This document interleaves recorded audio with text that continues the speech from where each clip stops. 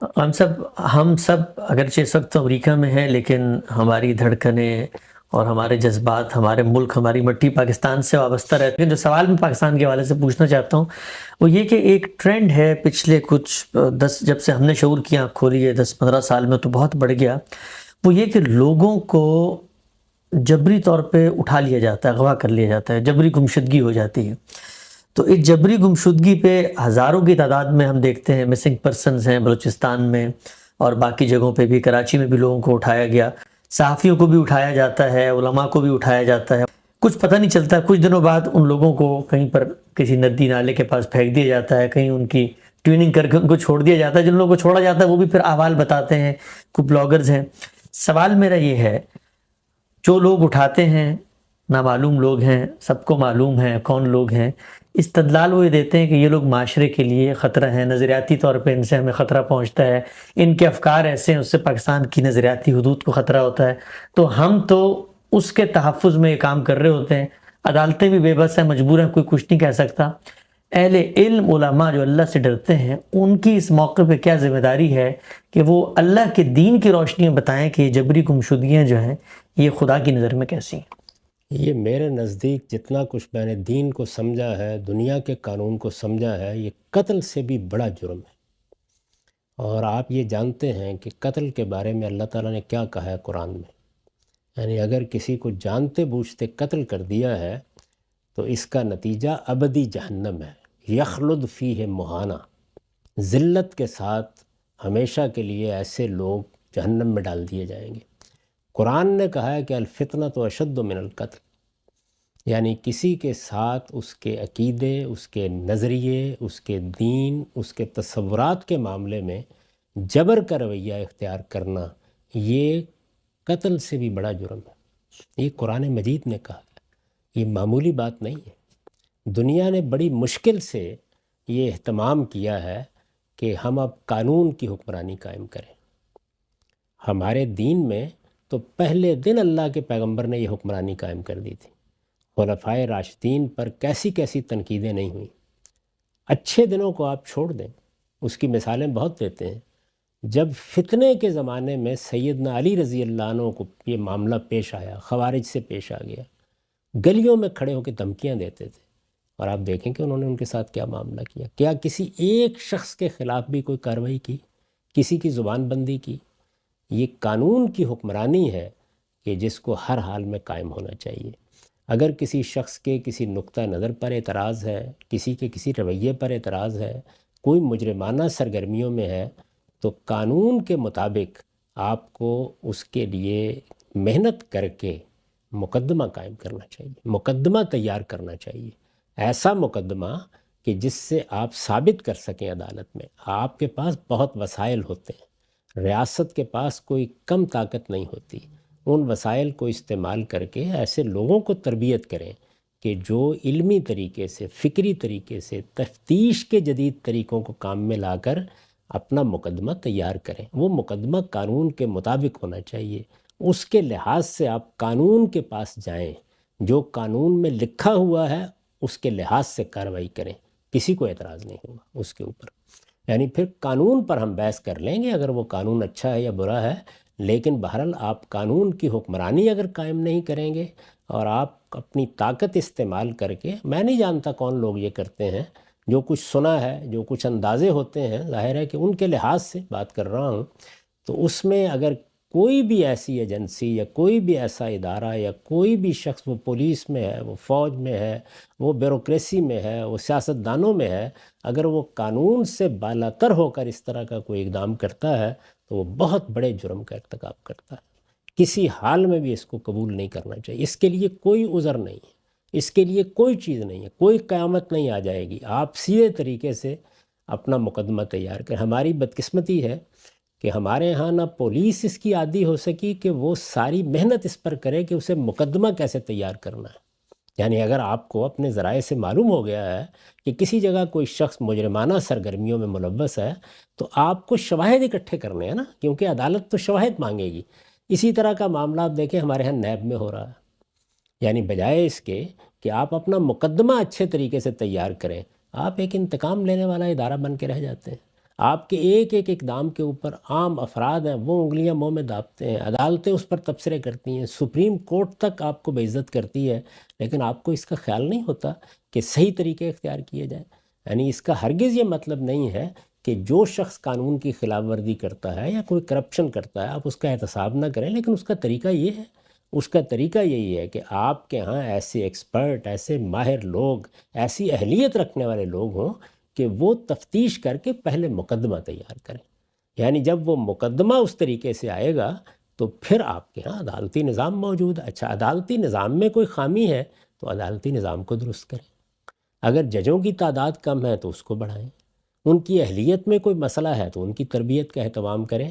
تو ادارے قائم کر کے قانون کی حکمرانی کے ساتھ شہریوں سے معاملہ کرنا، یہی کسی قوم کا شرف ہے۔ اگر یہ طریقے اختیار نہیں کیے جائیں گے تو پھر استبدادی حکومتوں کی ایک پوری تاریخ موجود ہے۔ استبداد برہنہ ہو، بادشاہت کی صورت میں ہو، آمریت کی صورت میں ہو، یا اس طرح کے بیہودہ پست ہتھ کنڈوں کی صورت میں ہو، ہر حال میں قابل مذمت ہے اور کسی درجے میں بھی اس کی تائید نہیں کرنی چاہیے۔ ہمارے ہاں بہت سے لوگ ہیں بیچارے، میں نے دیکھا ہے اور پڑھا بھی ہے کہ ان کے اعزاء اقربا خاموشی اختیار کر لیتے ہیں، ان کے دوست احباب خاموشی اختیار کر لیتے ہیں، کیونکہ ان کا خیال یہ ہے کہ اگر بہت ہم نے ہنگامہ کیا تو ہو سکتا ہے کہ اس کے بعد کوئی نقصان پہنچ جائے۔ یعنی ایسی صورتحال تو عام طور پر ہم دیکھتے تھے کہ ان آمریتوں میں جو خاص طور پر کمیونسٹ انقلاب کے بعد قائم ہوئیں، جگہ جگہ اس طرح کے معاملات ہوئے۔ وہاں کیا چیز تھی؟ یعنی کہیں کوئی خفیہ ایجنسی، کہیں کوئی ادارہ، کہیں کوئی اور یہی کارروائیاں کر رہے تھے۔ ان کارروائیوں سے دنیا میں کبھی بھی اعلیٰ اقدار کی حفاظت نہیں ہوئی۔ اور میں آپ سے یہ عرض کر دوں کہ ہمارے ہاں یہ جو اقدار کی اور شخصیات کی اور ناموس کی حفاظت قانون کی طاقت سے کرائی جاتی ہے، اس سے زیادہ پست کام کوئی نہیں۔ ختم نبوت ہے۔ ختم نبوت کوئی نظریہ ہے یا کوئی شخص ہے؟ نظریہ ہے۔ نظریے کا تحفظ ہمیشہ استدلال سے ہوتا ہے۔ بدقسمت ہے وہ قوم کے جو اپنے پیغمبر کا احترام قانون کی طاقت سے کرانا چاہتی ہے۔ آپ مجھے بتائیں اس طرح حقیقی احترام پیدا ہوتا ہے، حقیقی عزت پیدا ہوتی ہے؟ اسی طرح پاکستان ہے، پاکستان کی حفاظت ہے، پاکستان کی سالمیت ہے۔ اگر آپ لوگوں کے اندر قانون کا احترام پیدا کریں گے، آپ ان کے معاملات کا استدلال سے جواب دیں گے، آپ ان کی تنقید کا سامنا کرنے کی ہمت پیدا کریں گے، تو خود بہت بڑے بڑے وہ لوگ بھی کہ جن کے اندر کوئی دشمنی کے آثار بھی ہوں، وہ بھی آپ کے حامی بن جائیں گے۔ قرآن مجید نے جو اصول بتایا وہ کیا؟ ادفع باللتی ہے احسن، یعنی اگر برائی بھی ہے تو اس کا جواب دینے کے لیے احسن طریقے اختیار کرو۔ وہ زبان میں بھی ہونے چاہیے، وہ اسلوب بیان میں بھی ہونے چاہیے، اور وہ قانون کے استعمال میں بھی ہونے چاہیے۔ پولیس ہے، دوسرے ادارے ہیں، سب سے بڑھ کر ان کی تربیت یہ کرنی چاہیے کہ اگر کسی جگہ تم کسی جرم کی بو سونگھتے ہو تو اس کا یہ طریقہ نہیں ہے کہ لوگوں کو اس طرح سے اٹھا لو، اس طریقے سے ان کو، ان کے اعزاء کو، ان کے اقربا کو اس اذیت میں مبتلا کرو، اس طرح اپنی بدنامی کراؤ، قوم کی بدنامی کراؤ۔ اس کا صحیح طریقہ یہ ہے کہ مقدمہ اس طرح سے تیار کرو تفتیش کر کے کہ اگر واقعی کوئی جرم ہوا ہے اور قانون کی نگاہ میں کوئی جرم ہوا ہے تو اس کا استحصال کیا جا سکے۔ قانون بعض موقعوں پر استعمال کرنا ناگزیر ہوتا ہے، لیکن قانون استعمال ہونا چاہیے۔ تو اس وجہ سے میں تو ان میں سے کسی چیز کی کسی درجے میں، کسی تعویل کے ساتھ، کسی عذر کے ساتھ، کسی بھی درجے میں تائید میں ایک لفظ بھی نہیں کہہ سکتا۔ یہ ظلم ہے اور قتل سے بڑا جرم ہے، اس لیے کہ اس میں کسی فرد کی رائے، اس کے نقطہ نظر کی بنیاد پر اس پر جبر کیا جا رہا ہے، اور قرآن یہ کہتا ہے کہ الفتنہ تو اشد من القتل۔ اچھا، تو ایک استدلال یہ پیش کیا جاتا ہے کہ بسا اوقات ایسے کچھ ملزمان ہوتے ہیں جن کے بارے میں حکام کو تو پتہ ہوتا ہے انہوں نے یہ کیا، لیکن وہ ثابت نہیں کر سکتے، تو ان کا استدلال یہ ہوتا ہے کہ ہم تو اصل میں معاشرے کو پرامن جگہ بنانے کے لیے، لوگوں کی سالمیت، لوگوں کی جان مال آبرو کے تحفظ کے لیے ان لوگوں کو ایکسٹرا جوڈیشل یعنی عدالتی نظام میں جائے بغیر ہم ان کو رستے سے ہٹا دیتے ہیں، تو اس سے تو فائدہ تو قوم ہی کا ہوتا ہے نا۔ کیسی دلچسپ بات ہے، ثابت نہیں کر سکتے۔ مجھے یہ بتائیے کہ جو بھی کوئی مجرم ہے وہ جرم کا ارتکاب اپنے کمرے میں لیٹ کر خواب دیکھتے ہوئے کرتا ہے؟ بھئی یا کون ہوگا یا فیل ہوگا۔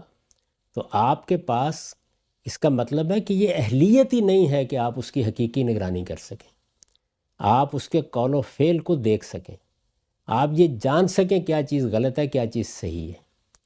اس کا مطلب یہ ہے، یہ جب کہا جاتا ہے نا کہ ہم اس کو ثابت نہیں کر سکتے، تو یہ اپنی نااہلیت کا اعتراف ہے۔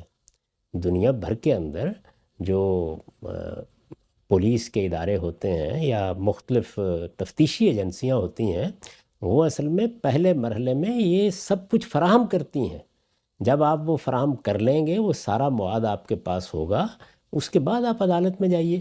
اس کا مطلب تو یہ ہے کہ آپ اصل میں دلوں کے خیالات پڑھ رہے ہیں، کیونکہ نہ قول آپ کے سامنے قابل اعتراض صورت میں ہے، نہ فعل آپ کے سامنے قابل اعتراض صورت میں ہے۔ یعنی کہ اس زمانے میں آپ بات کر رہے ہیں جس میں آپ گھروں کے اندر بھی کسی آدمی کی بات سننا چاہیں تو سن لیتے ہیں۔ یہاں میں بارہا دیکھتا ہوں یو ایس میں کہ ایسی ایجنسیاں کارروائی کرتے ہیں کہ آدمی کے پاس کوئی ایک بات نہیں کہنے کو ہوتی، ہر چیز سامنے رکھ دیتے ہیں۔ آج کے زمانے میں تو قدیم زمانے میں بھی جو لوگ اہل ہوتے تھے، یہ اپنی نااہلیت کا اعتراف ہے، اس کے سوا کچھ نہیں ہے کہ ایک چیز آپ کے علم میں آ گئی اور فرض کر لیجئے کہ آپ بالکل سچے ہیں، تو اب آپ کا کام کیا تھا؟ آپ کا کام یہ تھا کہ آپ نہایت تربیت یافتہ اور اچھے لوگوں کے ذریعے سے اس قول و فعل کا، یعنی قول اور فعل کے سوا تو کچھ نہیں ہو سکتا نا، یعنی آپ نیت پر کارروائی کریں گے، ارادے پر کارروائی کریں گے، خواب پر کارروائی کریں گے، کس چیز پہ کریں گے؟ جو کچھ ہو رہا ہے وہ یا فعل میں ہو رہا ہے یا قول میں ہو رہا ہے، تو آپ کے پاس اس کا ریکارڈ حاصل کرنا۔ اچھا، کوئی آدمی قوم و ملک کے خلاف بات کر رہا ہے، وہ بات باہر نہیں کر رہا، کہیں اپنے آپ کے ساتھ کر رہا ہے، ہم کلامی کر رہا ہے تو کرنے دیں گے۔ اس کا مطلب ذہنی توازن خراب ہے اس کا۔ اگر وہ باہر کر رہا ہے تو اس کو اگر دنیا سن رہی ہے کہ اس کے نتیجے میں قوم کو خطرہ لاحق ہو گیا ہے، تو آپ بھی سن رہے ہیں۔ تو اس کا مطلب یہ ہے کہ حقیقت میں وہ جو بات کر رہا ہے، جو کام کر رہا ہے، وہ قانون کی گرفت میں آتا نہیں، یعنی اس کے اور کوئی معنی نہیں ہے۔ ورنہ مجھے یہ بتائیں کہ یہ ہو کیسے سکتا ہے؟ کوئی آدمی کوئی سازش کر رہا ہے بیٹھا ہوا تو فعل کا ارتکاب کرے گا نا، تو آپ لائیں اس کی تصویر سامنے، لائیں مقدمہ بنائیں اس کے سامنے۔ پھر یہ ہے کہ اگر قانون میں کوئی خامی ہے تو قانون کو درست کریں۔ تو اس وجہ سے یہ تو یعنی اس پہ گفتگو ہی نہیں ہو سکتی، یہ بالکل ناقابل قبول چیز ہے اور بہت بدترین جرم ہے۔ اللہ تعالیٰ ان لوگوں کو ہدایت دے کہ جو اس طرح کے جرائم کا ارتکاب کرتے ہیں، اور جو لوگ اس اذیت سے گزر رہے ہیں، ہماری ہمدردی، ہماری محبت سب ان کے ساتھ ہے، وہ کوئی بھی ہے، یعنی وہ کوئی لبرل ہے، وہ کوئی دائیں بازو کا ہے، وہ کوئی اہل حدیث ہے، وہ کوئی دیوبندی ہے، وہ کوئی بریلوی ہے، وہ کوئی ہے، وہ کوئی صحافی ہے، نہیں، سب کی عزت یکساں ہونی چاہیے۔ یعنی مسلمان کی عزت، مسلمان کیا، ہر انسان کی عزت، آبرو، جان، مال، اس کو بیت اللہ کی طرح کی حرمت حاصل ہے۔ کسی کا یہ کام نہیں ہے کہ وہ کسی کی جان، مال، آبرو کے خلاف قانون سے ماورا ہو کر کارروائی کرے۔ قرآن مجید نے یہ بتا دیا، الا بالحق، آپ کو ہر حال میں اپنا مقدمہ ثابت کرنا ہے، اس کے بعد قانون میں جو راستہ متعین کیا گیا اسی کی روشنی میں کارروائی ہوگی۔ اس سے ہٹ کر ہر کارروائی بالکل بے معنی ہے، بے بنیاد ہے، ایک شدید جرم ہے جس سے ہر آدمی کو اللہ سے استغفار کرنی چاہیے۔ ٹھیک ہے، ہم صاحب آخری سوال یہ ہے ہم سب کہ جب یہ کہا جاتا ہے کہ پاکستان کی نظریاتی حدود، تو اب یہ تو ایک تصور اور خیالی بات ہے، تخیل ہے، یہ نظریاتی حدود کیا چیز ہوتی ہے؟ یہ کوئی کتاب میں لکھی ہوئی چیز ہے، اس کو کوئی آئین نے متعین کر دیا ہے، یا یہ کچھ لوگ ہیں، افراد ہیں، وہ بتائیں گے کہ آج نظریاتی حدود یہ ہے، کل بڑھ گئی تھی؟ مثلا ہم یہ دیکھتے ہیں کہ کوئی شخص جو ہے وہ پاکستان میں خارجہ پالیسی کے بارے میں کوئی ایسی بات کرتا ہے جو ریاست کے مزاج کے خلاف ہے، تو کہا جاتا ہے تو نظریاتی حدود کو پامال کر رہا ہے۔ تو یہ نظریاتی حدود پائی کہاں جاتی ہیں پاکستان کی؟ ان میں سے کوئی چیز کوئی حقیقت نہیں رکھتی، نہ نظریاتی حدود کوئی حقیقت رکھتی ہیں، نہ قومی مفاد کوئی حقیقت رکھتا ہے۔ یہ بے معنی الفاظ ہیں اور یہ صرف بے گناہوں پر ظلم کے لیے بولے جاتے ہیں۔ قانون ایسے بنایا ہی نہیں جا سکتا، یعنی اس طرح کے الفاظ جو اپنا تعین نہیں رکھتے، اپنا مصداق نہیں رکھتے۔ قانون ہمیشہ منفی بنیادوں پر بنایا جاتا ہے، یعنی آپ بتائیں قومی مفاد کے خلاف کیا بات ہوتی ہے، اس کو متعین کریں قانون میں۔ قول میں ہوتی ہے تو اس کو متعین کریں، فعل میں ہوتی ہے تو اس کو متعین کریں۔ یہ طے کرنا آپ کا کام نہیں ہے۔ قانون ہمیشہ تعین میں جائے گا، یعنی وہ مثال کے طور پر یہ بیان کرے گا کہ سرقہ یا چوری کی سزا ہے، تو سب سے پہلے ڈیفائن کرے گا چوری ہوتی کیا۔ تو اس وجہ سے جب آپ کہتے ہیں کہ کچھ چیزیں مثال کے طور پر قومی مفاد کے خلاف ہوتی ہیں، وہ کیا چیزیں ہیں جو قومی مفاد کے خلاف ہوتی ہیں؟ متعین کریں نا، بتائیں۔ تو وہ منفی چیزیں پہلے آپ کو طے کرنی پڑیں گی، ان کے خلاف قانون ہوگا۔ اس طرح کے جو قانون بنے ہوئے ہیں، مثلا ہمارے یہاں دیکھیں نا توہین، یہ توہین کیا چیز ہے؟ آپ متعین کر کے بتائیں کیا ہوتی ہے توہین؟ یعنی کیا علمی استدلال توہین ہوتی ہے؟ کیا نقطہ نظر کا اختلاف توہین ہوتا ہے؟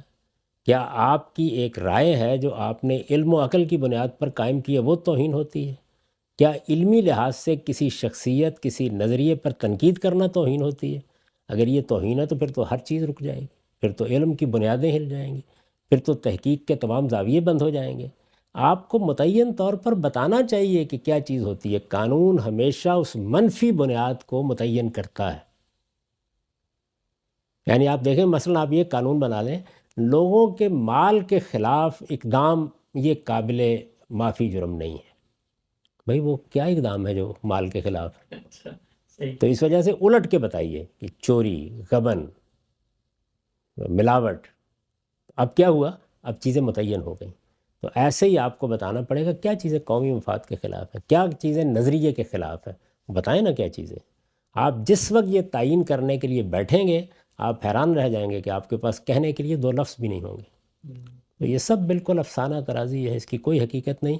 ایسے قوانین بھی تبدیل ہونے چاہیے، اور پھر قانون سے ماورا اقدامات یہ نہ اخلاقی لحاظ سے ٹھیک ہیں، نہ یہ بین الاقوامی قانون کے لحاظ سے ٹھیک ہیں، نہ جدید جمہوری اقدار کے لحاظ سے ٹھیک ہیں، اور نہ دین کے لحاظ سے ان کو درست قرار دیا جا سکتا ہے۔ اس طرح کے لوگ جو یہ اقدامات کرتے ہیں، قانون سے ماورا گمشدگیوں کے اقدامات اور اس نوعیت کے اقدامات، وہ در حقیقت اخلاقی حدود کے لحاظ سے بھی مجرم ہیں، اور خود اس کے مستحق ہیں کہ ان کو کٹہرے میں لایا جائے اور ان کے خلاف کارروائی کی جائے۔ وہ بین الاقوامی قانون کے لحاظ سے بھی مجرم ہیں، وہ جمہوری اقدار کے لحاظ سے بھی مجرم ہیں، اور وہ خدا کے دین کے لحاظ سے بھی مجرم ہیں۔ بہت شکریہ، بہت تفصیل سے آپ نے اس موضوع پہ بات کی۔